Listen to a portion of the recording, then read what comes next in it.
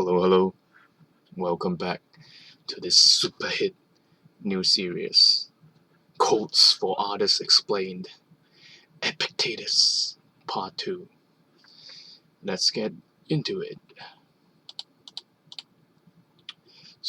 In this series, we'll talk about some great quotes from the history and see how we could apply it to art and the mindset of being an artist.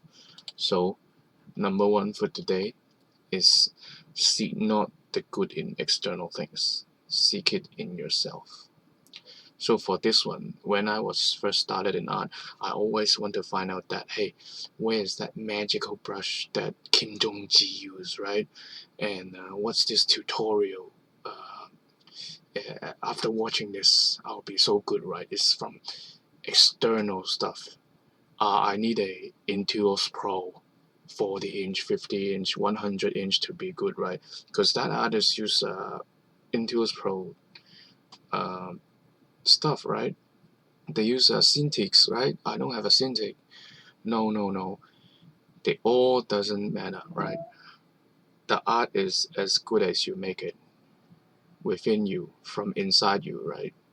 So I bet if you give Kim Jong-ji a piece of toothpick and some ink, he'll still draw awesomely, right? So this is a great reminder, and I want to stretch it. I already said for even for tutorials, right? At the end of the day, the person that could make yourself good at art is you, within you, right? So it's really a great reminder every time that you are responsible for your own art growth, not external things. So whatever you have, right, be resourceful. Which links to our next quote really well. Be resourceful, right? So use what you have and learn from it. Number two, on the occasion of every accident that befalls you, remember to turn to yourself and inquire what power you have to turning it into use. The same, which echoes the first quote. Like, if you don't have the perfect tools, make it into the perfect tools. If you have a pencil and a piece of paper, and the other guy has a Cintiq, right? Use the pen and pencil, right? Maybe you're ending off better because you are putting in the time and energy instead of that person is focusing on the tools. You're focusing on the skills. Make it your edge, right? What's your edge, right? Use your lack of tools as your advantage. For this one, for me, is definitely about framing, right? How to turn accidents into edges, right? So the recent most heartbreaking accident I had is my dying kitten. If you want to know more, you can click on the web because it's a pretty strong story. I'll just frame it. There's this very young kitten for 2 weeks, right, struggling for life. Everything, the worst thing is happening on him, right? Weird bone structure, breathing problems, right? His single-sided lungs, and I just watching him die. But this little guy won't die, right? He just fights for life and want to live that bad, right?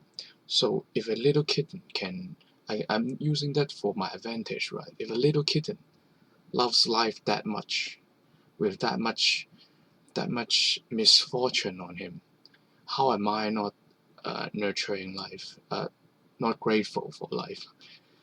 How am I not grateful for life, right? Or how am I not grateful for being able to say these stuff on the internet um, and creating art? So yeah, be resourceful. Whatever bad things happen, frame it and it becomes your advantage. I can feel my mindset being more strong after those events because the picture of him dying is so strong inside my head, right? It's always inside when I see him. Yeah, it teaches me the lesson of life. Which brings us to the best one today that I like the most. It is the nature of the wise to resist pleasures, but the foolish to be a slave to them. So slave to them. So for this one, I like to think pleasure as comforts. Are you always joy? I am certainly guilty of this. Are you always drawing and painting the things you know the best and the most comfortable thing about people liking you, right? Okay, I'm good with this certain line art style, right? People will love me for it. Instead, I shouldn't pursue other painterly stuff, right? Because that's a safe thing. That's the pleasure for me, right? The pleasure of being already accepted. But that is wrong. You will have no growth. You'll be stuck in there, and then your spirit will try to lead you on other things to improve, right? And then the path of growth is always filled up with nails on the floor, right? You have no growth in pleasure. So I want to further discuss this with sharing one of my all-time favorite stories, right? About a knight and a demon. So at first, this knight was training to kill this demon, right? And living a determined life, hardship, training every day. So he finally found this demon, and then they had a duel, and it was no match. The guy won, and then was going to kill the demon, and then the demon would say, wait, let me offer you something, right? Let me offer you a bag of gold every day, right? Handed on to you, delivered every day. So he's offering him comfort, pleasures, right? So the knight spared him. All right, a bag of gold, that's great. I've been training hard, right? Living bad all my life. Pleasure sounds good, right?